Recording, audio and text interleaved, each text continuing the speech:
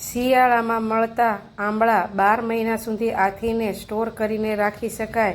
સહેજ પણ કાળા ન પડે, ચીકણા ન થાય ને ફૂગ ન થાય તે રીતે, ને ફક્ત 2 જ દિવસમાં પલળીને ખાવા લાયક થઈ જાય તે રીતે આપણે તેની રીત બતાવીશ. આંબળાને ધોઈને બરાબર સાફ કરીને કોરા કરી લેશું.